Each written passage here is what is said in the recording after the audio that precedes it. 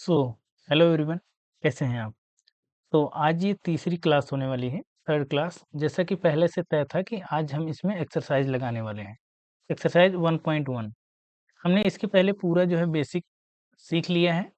Basic में हमने क्या-क्या किया था? हमने एकदम शुरुआत से किया था कि नेचुरल नंबर्स क्या होते हैं, होल नंबर्स क्या होते हैं, इंटीजर्स क्या होते हैं। देन इसके बाद हमने देखा था प्राइम नंबर्स क्या होते हैं, कंपोजिट नंबर्स क्या होते हैं। देन उसके बाद इसी के बेस पर हमने डिफाइन किया था कि एलसीएम क्या होता है और एचसीएफ क्या होता है। बेसिक बेसिक हमने सारा कुछ देख लिया था। उसके बाद हम फंडामेंटल थ्योरम ऑफ अर्थमेटिक भी देख लिए थे, उसको भी हमने देख लिया था। अब हमने कहा था कि इसमें हम एक्सरसाइज 1.1 लगाएंगे। तो आज पूरे जो है क्वेश्चंस इसके लगभग 7 क्वेश्चन हैं इसमें, इस एक्सरसाइज में हम ये सारे करने वाले हैं आज।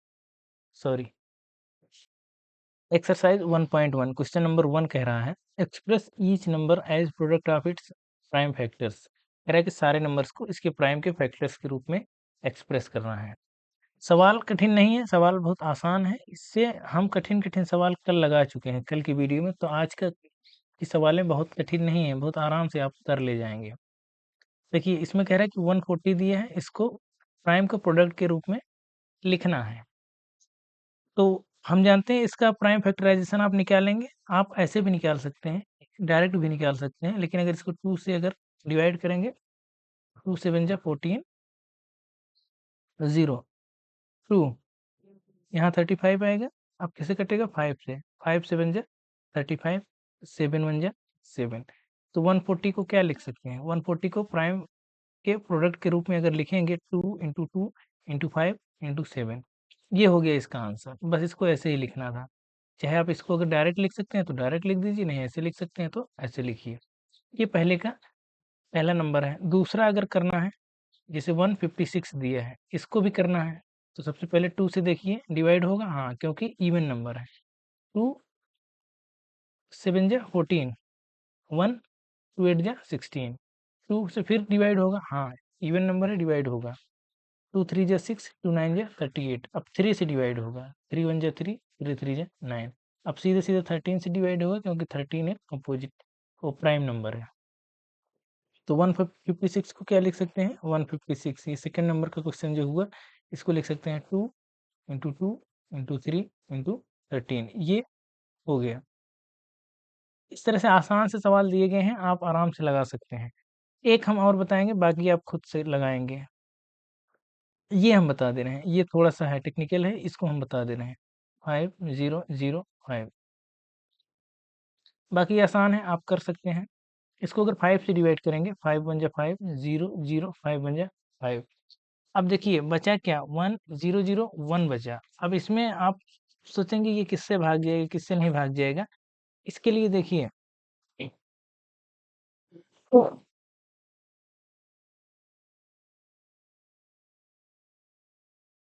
इसके लिए हम आपको एक जो है एक ट्रिक बता रहे हैं, या एक जो है आप इसको याद कर सकते हैं। जब भी 7 सॉरी जब भी आप 7 इंटू 11 इंटू 13 को मल्टीप्लाई करते हैं, वो हमेशा आता है 101। ये एक एक्सप्रेशन है, आप इसको याद कर सकते हैं। 7 11 और 13 को जब भी हम मल्टीप्लाई करते हैं, तो यही आता है 1001। तो इसमें से 7 से अगर हम भाग करेंगे तो 7 से चला जाएगा, 7 1 जा 7, 3 7, 3 यहाँ हुआ, 7 4 जा 28, और फिर 7 यहाँ पे 2 बचा, 7 3 जा 21। अब यहाँ पे 11 से भाग चला जाएगा, 11 1 जा 11, 3 11 3 जा 33। अब 13 से भाग चला जाएगा ये। तो अगर ये आपको एक्सप्रेशन याद है तो यहाँ से आराम से आप कर सकते हैं। तो इसको हम क्या लिख सकते हैं? 5 0 0 5 को लिख सकते हैं 5 इंटू 7 इंटू 11 इंटू 13, ये लिखा जा सकता है। ठीक है। अगर देखिए, अगर ये आपको याद है ना, तो यहाँ कुछ भी लिखा जा सकता है। इसके बाद अगर ये लिख दिया जाए 7 0 0 7, तो आप सीधे सीधे 7 को अलग कर लीजिए बस। इसमें 2 बार 7 आ जाए, एक बार तो ये 7 का गुणा, इसी में सीधे सीधे 7 का गुणा हो जाएगा बस। तो 7 का गुणा इंटू 7 इंटू 11 इंटू 13, ये सीधे सीधे आप लिख सकते हैं। बस आपको ये अगर ध्यान है कि ये इतना होता है। बाकी 2 सवाल हम आपके लिए छोड़ रहे हैं, ये और ये आप लगाएँगे और कमेंट में इसका ये फैक्टराइज़ेशन करके हमको बताएँगे। बढ़ते हैं अगली क्वेश्चन की ओर। क्वेश्चन नंबर 2 इसी में दिया है, हम आगे देख लेते हैं। क्वेश्चन नंबर 2 दिया है, find the LCM of the following pairs of integers and verify LCM into HCF equal to product of two numbers. ठीक है, सिंपल सवाल है, कल इस तरह के सवाल कर चुके थे। तो 2 का पहला नंबर अगर हम देखते हैं तो 26 दिया है, 26 को क्या लिख सकते हैं, 2 इंटू 13 आराम से लिख सकते हैं। और 91 को क्या लिख सकते हैं, 91 को लिख सकते हैं 7 इंटू 13 लिखा जा सकता है। अब इसमें कह रहा है कि इसका एलसीएम निकालिए और इसका एचसीएफ निकालिए। इसका एलसीएम कितना आएगा, एलसीएम हम जानते हैं कि एलसीएम निकालने के लिए लीस्ट कॉमन मल्टीपल होता है। तो इसमें देखिए 2 कितनी बार है, 2 एक बार है, तो एक ही बार लिखेंगे। 7 है और 13 है, 13 दोनों में है, एक ही बार है तो एक ही बार लिखेंगे। ये निकल गया एलसीएम। अब आप कहेंगे ये कैसे निकला, तो प्राइम फैक्टराइजेशन मेथड से ही निकला। ये सारी चर्चाएं पहले वीडियो में हो चुकी हैं, अगर आपको कहीं भी समस्या आ रही तो आप पहले 2 वीडियोस देखिए। ठीक है, एलसीएम कैसे निकलता है। तो हमने यहाँ से एलसीएम निकाल लिया, इसमें जो कॉमन आ रहा है और जो मतलब मिनिमम अगर एक बार भी आया है, तो जो मैक्सिमम बार आया है, जैसे अगर आप चाहे तो वीडियो देख सकते हैं, यहाँ हम एक बार समझा दे रहे हैं। जैसे 2, देखिए ध्यान से सुनिएगा, 2 है, 2 यहाँ आया है लेकिन इसमें नहीं आया है। कम से कम कितनी बार आया है, तो देखिए 2 एक बार तो आया ही है ना, और अगर 2 से ज़्यादा बार आया होता तो जितनी बार मैक्सिमम बार आया होता उतना बार यहाँ हम ले लेते। तो 2 एक ही बार आया है तो एक बार लेंगे। अब देखिए 7 एक बार आया है तो एक बार लेंगे। 13 देखिए इसमें भी एक ही बार आया है तो एक बार लेंगे। बस ये एलसीएम निकल गई। एचसीएफ में वो कहते हैं जो दोनों में कॉमन है, यानी जो दोनों में आया है।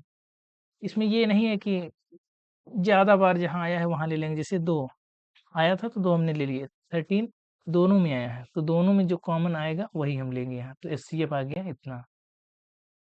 दूसरा क्या कह रहा है कि एलसीएम इंटू एचसीएफ निकालिए और देखिए क्या फर्स्ट इंटू सेकंड आ रहा है कि नहीं आ रहा है। देखिए एलसीएम कितना है, 2 इंटू 7 इंटू 13।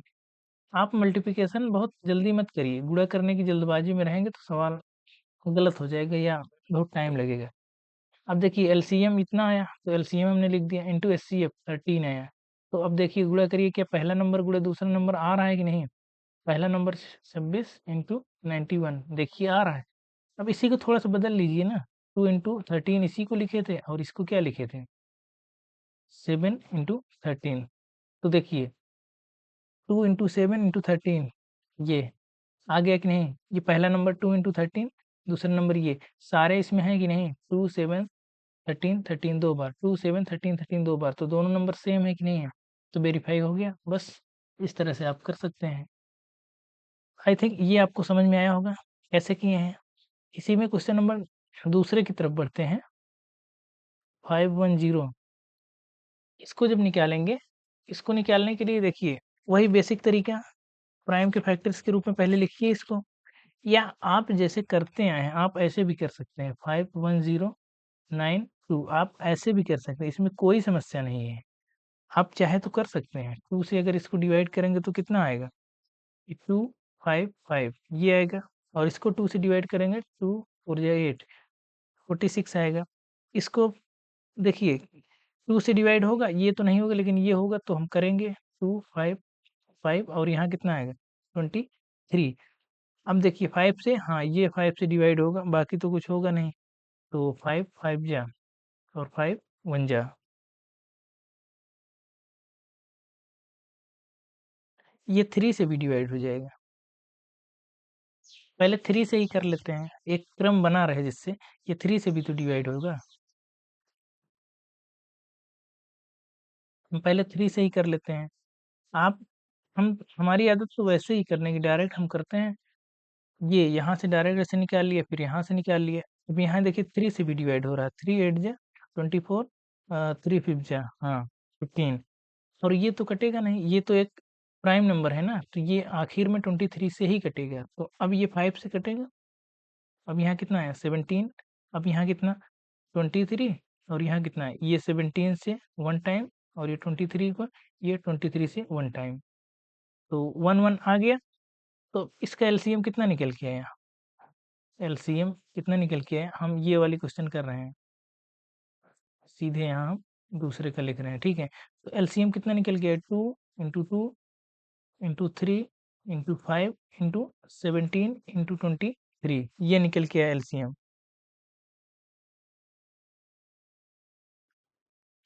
ठीक, इतना आया।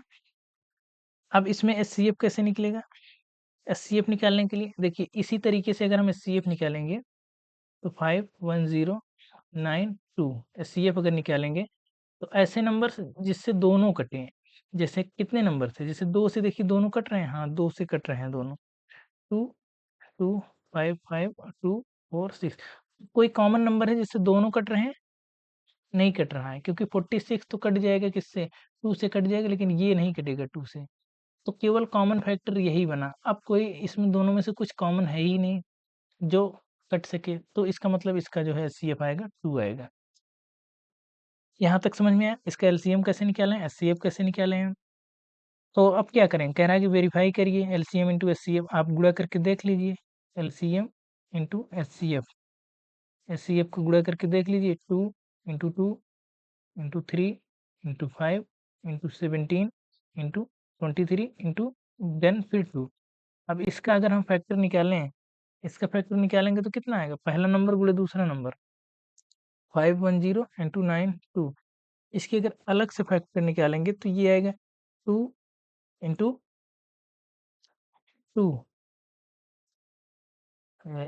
2 × 3, यहाँ हम किए हैं, यहाँ से देख सकते हैं आप, 2 × 3 × 5 × 17, ये यहाँ से आएगा, इसका फैक्टर जब निकालेंगे तो इसका आएगा 2 × 2 × 23, ये सब यहाँ किया गया है, वहीं से हम लिख रहे हैं। आप देखेंगे ये और ये दोनों बराबर हैं, देख लीजिए, दो दो बार है, 3 बार हो गया, 1 2 3, इसको क्रम से लिख देंगे, 1 2 3, 3 बार है, 3 एक बार है तो 3 एक बार है, 5 एक बार है, देखिए एक बार है, 17 एक बार है, 23 एक बार है, ये देखिए ये इसकी इक्वल है कि नहीं है, तो ये first number into second number है कि नहीं है, तो बस वही तो लिखा गया है, तो वेरीफाई हो गया कि नहीं हो गया।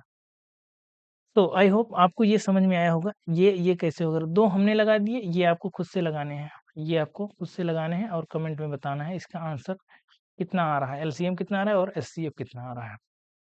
ठीक, दो क्वेश्चन यहाँ से हमने कंप्लीट कर लिए। अब जो थर्ड नंबर का क्वेश्चन है, कह रहा है कि find the LCM and HCF of the following integers by applying the prime factorisation method. कह रहा है कि प्राइम फैक्टराइजेशन मेथड का प्रयोग करते हुए इनके एलसीएम निकालिए। ये एकदम आसान क्वेश्चन है, पहला है तीसरे का, 12 15 और 21, हम ऐसे लगाएंगे, आप चाहे तो वैसे भी कर सकते हैं, ये भी वही है, इसमें कुछ अंतर नहीं है। अगर आप ऐसे भी लगा रहे हैं तो ये गलत नहीं है, वही प्राइम फैक्टराइजेशन ही किया जा रहा है, तीनों का एक साथ किया जा रहा है, बस कर सकते हैं आप।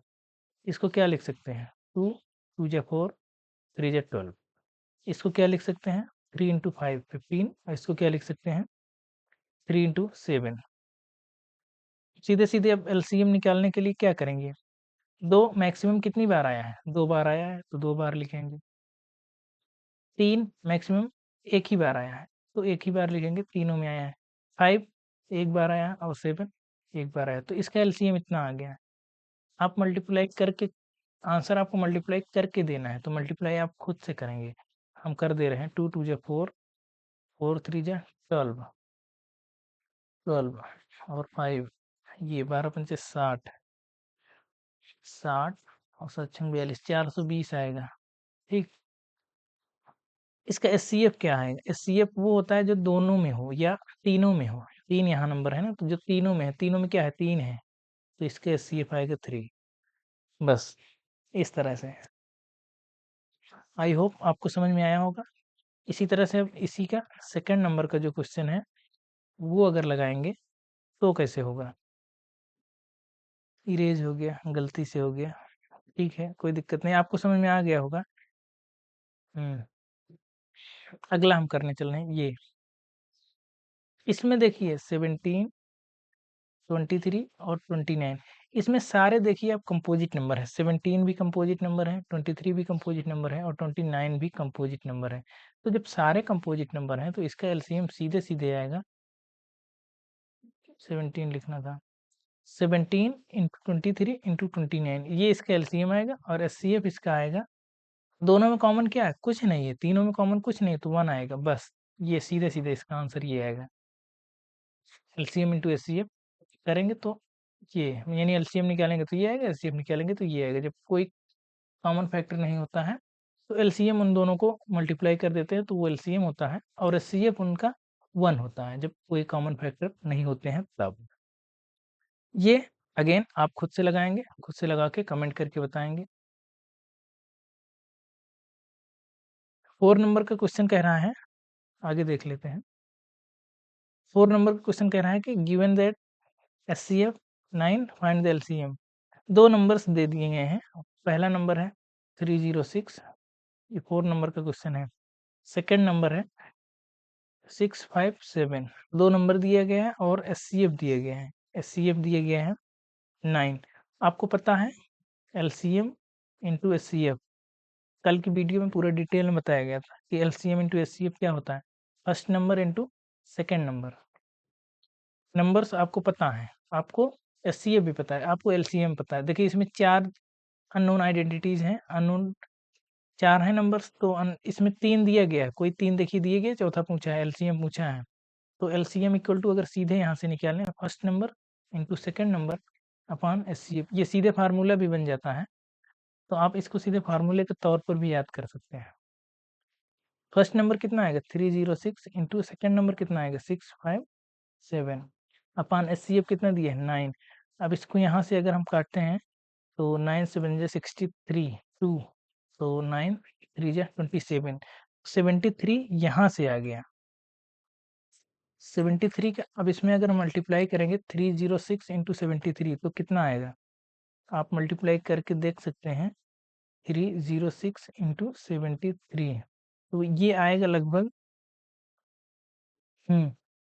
इसको अगर मल्टीप्लाई करेंगे तो यहाँ आप कर लेंगे, जितना भी आएगा ये आंसर है, ठीक है। जितना भी आएगा इतना तो आप खुद ही कर सकते हैं, आखिरी डिजिट 8 आएगा। कमेंट करके आप बताएंगे कितना आ रहा है, ठीक है। तो ये 4 नंबर का क्वेश्चन ये आपको क्लियर हो गया। अगेन क्वेश्चन नंबर 5, ये 4 ही है क्या? क्वेश्चन नंबर 5 कह रहा है कि चेक वेदर 6 और n can and with the digit 0 for any natural numbers. 6 और n कह रहा है कि ये क्या 0 में एंड करेगा, कैन एंड विथ 0। ध्यान से देखिए, देखिए 0 कब आता है, 0 देखिए 10 में आएगा, सबसे पहला 0 जो आएगा वो 10 में आएगा, तो पहले तो 0 आएगा, तो 0 आएगा तो 0 तो कोई मतलब है नहीं, अगर अकेले आ रहा है तो 0 का मतलब तो 0। अगर 10 में आ रहा है, 10 में पहली बार 0 आता है, 10 को क्या लिख सकते हैं 2 इंटू 5, यानी 0 जब भी बनेगा तो वहाँ 2 भी चाहिएगा और 5 भी चाहिएगा, दो प्राइम नंबर चाहिए 2 और 5, जहाँ 2 और 5 आएगा वहीं 0 बनेगा। अगर ये दोनों नंबर नहीं है तो वहाँ 0 नहीं बनेगा। 6 पावर n के केस में क्या है, इसको लिख सकते हैं, कल इस तरह के एक सवाल कराए थे ना 4 पावर 2n, इस तरह से। तो ये अगर आप समझ गए हैं तो बहुत अच्छे से ही समझ जाएंगे। इसको क्या लिख सकते हैं, 2 इंटू 3 की पावर n लिखा जा सकता है, लिखा जा सकता है। अब देखिए 6 को 2 इंटू 3 लिखा गया है, तो 2 इंटू 3 लिखा गया, तो इसमें कहीं 5 है, 5 नहीं है। अगर 5 नहीं है तो 0 कहाँ से आएगा, 5 तो, यानी 0 तो 2 और 5 के मल्टीपल से मिलता है ना, तो यहाँ 2 है लेकिन 5 नहीं है। तो आप यहाँ लिखेंगे बिकॉज देर इज नो 5, क्योंकि यहाँ कोई 5 नहीं है, 2 तो है लेकिन 5 नहीं है, इसलिए यहाँ 0 नहीं है। तो यहाँ लिखेंगे 6 power n can never and with digit 0। तो ये आपका आंसर होना चाहिए कि 6 पावर n कभी भी 0 में एंड नहीं करेगा, वो जो भी आएगा आखिर में 0 नहीं आएगा। आप देख सकते हैं 6 पावर n का मान बदलते जाइए, 6 पावर 1 करेंगे n बराबर 1 2 3 आप रख के 2 3 देख सकते हैं। 6 पावर ना 6 आएगा, 6 पावर 2 कितना आएगा 36 आएगा, 6 पावर 3 216 आएगा, 6 पावर 4 कितना आएगा, जो भी आएगा आखिर में 6 ही आएगा। और यहाँ कभी जीरो नहीं आएगा, आखिर में कहीं जीरो नहीं आएगा। और 6 में तो जो भी पावर लगाएंगे, 6 में नंबर आप कहीं भी ले लीजिए, जो भी पावर लगाएंगे वो आखिरी डिजिट हमेशा 6 ही आएगी, लास्ट डिजिट। आप देख सकते हैं, यहाँ भी आप देख सकते हैं कि आखिरी डिजिट हमेशा 6 ही आ रही है। तो 6 में तो वैसे भी कोई केस नहीं बनता है जीरो आने का। 6 की कितनी भी पावर लगाएंगे तो वो 6 ही आएगा आखिर में। आई थिंक ये आपको समझ में आ गया होगा। 6 नंबर पर बढ़ते हैं। कह रहा है कि एक्सप्लेन वाई नंबर्स इतना एंड इतना आर कंपोजिट नंबर्स। इसको बताना है कि ये कंपोजिट नंबर्स क्यों हैं। इसको थोड़ा ढंग से लिख लेते हैं। 7 इंटू 11 इंटू 13 प्लस 13। इस तरह से अगर हम इसको लिख लेंगे तो दोनों में देखिए क्या कॉमन है। 13 अगर हम कॉमन ले सकते हैं तो यहाँ कितना बचा 7 इंटू 11 प्लस यहाँ कितना बचा 1। अब इसको 13 इंटू 7 इंटू 11 77 इंटू ये 78 हो गया। देखिए ये दो प्रोडक्ट के रूप में हमने लिख लिया ना, इसको दो के प्रोडक्ट के रूप में हमने लिख लिया। अब देखिए हमने बताया था प्राइम नंबर और कंपोजिट नंबर एकदम डिटेल में बताया था कि कैसे होते हैं। अब इस देखिए ये इसमें 1 से भी डिवाइड करेंगे तो चला जाएगा, 13 से भी डिवाइड करेंगे चला जाएगा, 78 से भी डिवाइड करेंगे चला जाएगा, और ये देखिए 2 से भी डिवाइड करेंगे तो चला जाएगा ना, क्योंकि 78 2 से डिविजिबल है।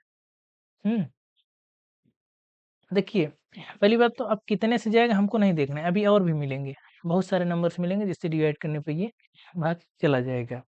तो हमने ये बताया था कि कंपोजिट नंबर्स वो होते हैं जिनके दो से ज्यादा फैक्टर बनते हैं, मोर देन टू फैक्टर्स। देखिए more than two factors, more than two factors बन रहे हैं कि नहीं बन रहे हैं। तो मोर देन टू फैक्टर्स बने इसलिए ये कंपोजिट नंबर है। इसी नंबर के अगर दो से ज्यादा फैक्टर बनते हैं तो वो कंपोजिट नंबर होता है। प्राइम नंबर क्या होता है, जब केवल दो ही फैक्टर बनते हैं तब वो प्राइम नंबर होता है। दो फैक्टर में आते क्या है, वो नंबर खुद होता है और 1 होता है। इस तरह से अगर कहीं बनता है, अगर यहीं बनता है कि हाँ पहला ये है दूसरा ये नंबर खुद है, तब हम कहते हैं कि ये प्राइम नंबर है। लेकिन ऐसा नहीं है, यहाँ पे दो से ज्यादा फैक्टर्स मिल रहे हैं, इसका मतलब ये कंपोजिट नंबर है।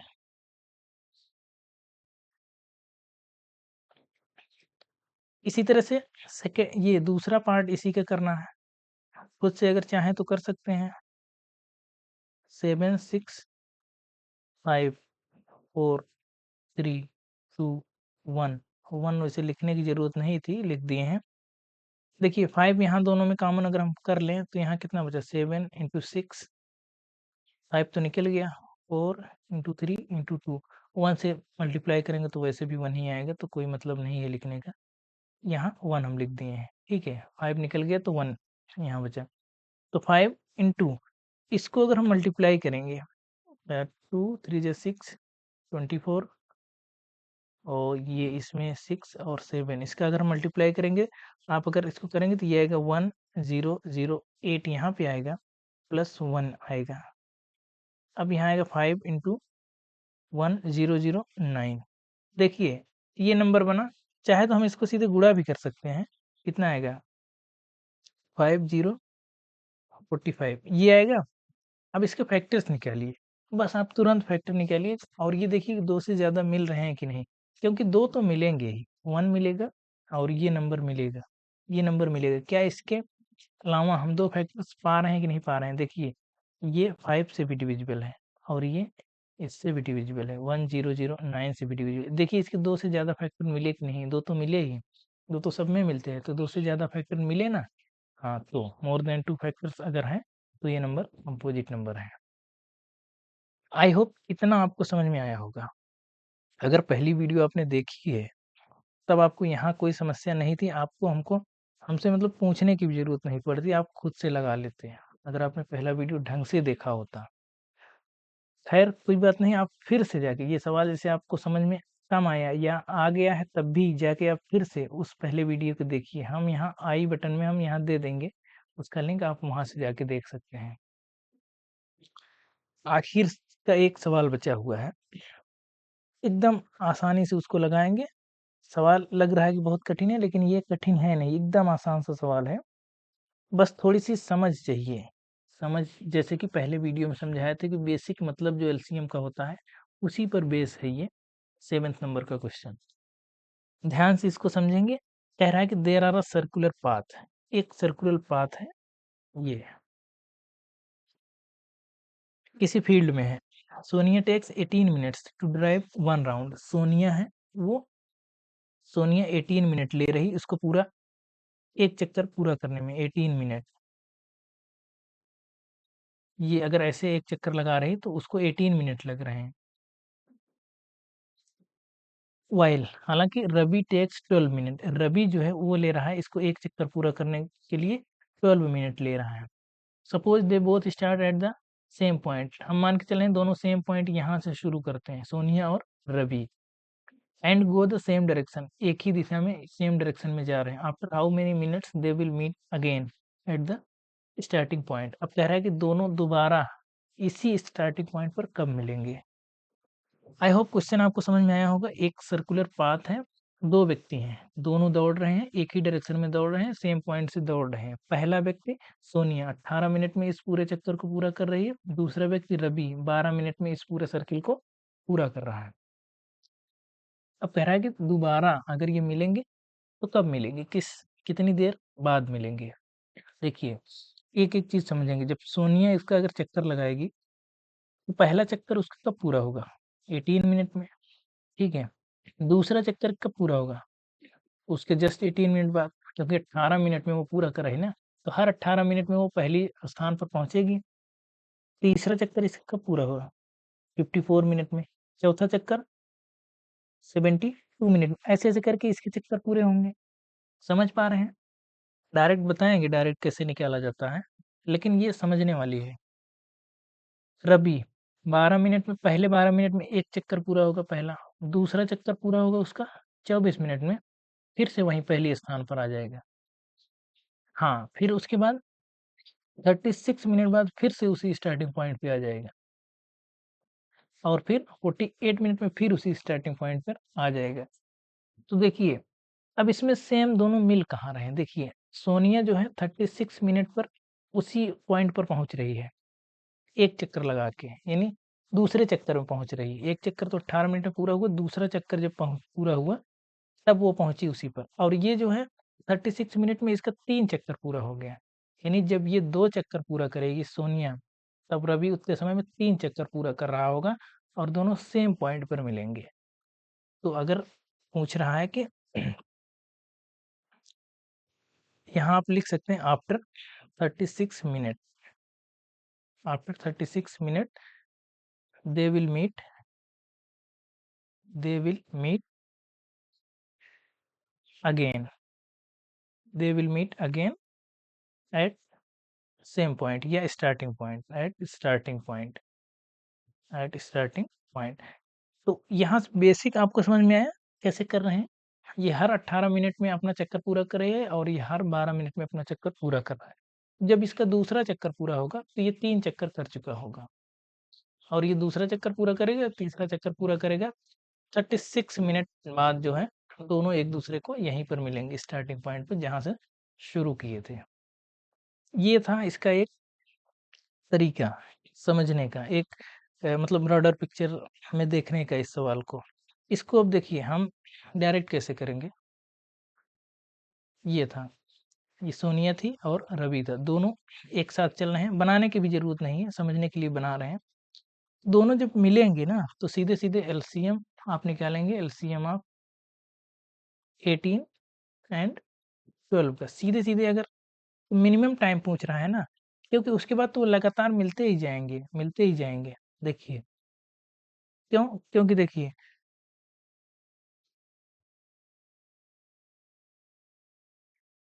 18 18 छत्तीस 18 बहत्तर 18 95 18 छक्का 108। अब यहाँ कितना आएगा, 12 24 12 36 12 48 12 5 60 12 छंग 72 12 सतह 84 12 अट्ठे 96। अगर वैसे देखेंगे, देखिए ये तो मिलते ही जाएंगे। अब देखिए दोबारा फिर मिलेंगे, 72 मिनट बाद मिलेंगे, फिर उसके बाद फिर कहीं मिलेंगे, फिर कहीं मिलेंगे। ऐसे अगर हम ये क्या बताए थे पहली वीडियो में, बताया था कि मल्टीपल्स तो किसी के इनफाइनाइट होते हैं, तब ये तो अब मिलते ही जाएंगे, मिलते ही जाएंगे। लेकिन वो कह रहा है कि पहली बार कब मिलेंगे, तो पहली बार क्या होता है, जो मिनिमम, क्या एलसीएम से ही तो पता चलता है ना कि मिनिमम कितना आ रहा है। तो पहली बार दोनों का एलसीएम निकालेंगे तब पता चलेगा कि 36 मिनट बाद दोनों मिलेंगे। इसीलिए हम यहाँ एलसीएम का कॉन्सेप्ट यूज कर रहे हैं। तो इसका एलसीएम कितना आएगा, 36। तो आंसर इसका आएगा 36 मिनट बाद दोबारा, यानी फिर से वो पहली बार मिलेंगे। कहाँ, जहाँ से शुरू किए थे दोनों। हाँ, तो हमने एक्सरसाइज 1.1 पूरे लगा लिए। हमने इसके सातों सवाल देखे, सातों सवाल हमने लगाए और एक एक करके हमने आपको बताया सवाल। जो हमने कुछ क्वेश्चंस छोड़े थे वो आपको कहे थे कि आप कमेंट में बताएंगे, ठीक है। हाँ, कहीं अगर कोई समस्या आ रही तो वो भी आप पूछेंगे, कमेंट करके आप पूछेंगे। और चैनल को थोड़ा सा आप लोग शेयर करिए, शेयर करिए। और अगर आप अभी तक आपने सब्सक्राइब नहीं किया है तो उसको सब्सक्राइब भी कर लीजिए चैनल को, क्योंकि आगे बहुत सारे वीडियोज आपको मिलने वाले हैं और अच्छे वीडियोज मिलने वाले हैं। कोर्स के अलावा भी मिलने वाले हैं वीडियो, जिससे आपकी जो है मैथमेटिक्स थोड़ा सा इम्प्रूव हो। और 9th का भी हमने सिलेबस शुरू कर दिया है।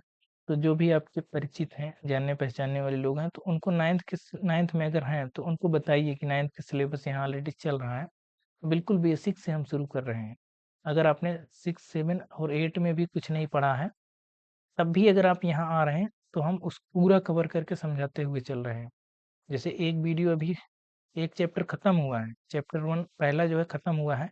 जो नई बुक है गणित मंजरी करके, उसको हम लेके चल रहे हैं, गणित मंजरी उसको लेके चल रहे हैं। उसका चैप्टर 1 हो चुका है, चैप्टर 1 हो चुका है। चैप्टर 1 में कोऑर्डिनेट है, orienting yourself the use of coordinate नाम से है। तो कोऑर्डिनेट जो है खत्म हो गया है। दूसरा पॉलिनोमियल, पॉलिनोमियल चल रहा है। अगर आप यहाँ से जुड़ते हैं, किसी को भी कह दीजिए एक बार देखे, यहाँ से जुड़ के देखिए। बिल्कुल बेसिक हमने अलजेब्रा से शुरू किया है, बिल्कुल बेसिक अलजेब्रा। वेरिएबल क्या होते हैं, कांस्टेंट क्या होते हैं, टर्म क्या होते हैं, कोफिशिएंट्स क्या होते हैं, बिल्कुल एकदम सिंपल लैंग्वेज में बेसिक से शुरू किया है, एक एक चीज समझाते हुए। तो आज की वीडियो में इतना ही रखते हैं। तो आप लोग बस रिवीजन करते रहिए, लगाते रहिए। बाकी मिलते हैं अगली वीडियो में, तब तक के लिए थैंक यू।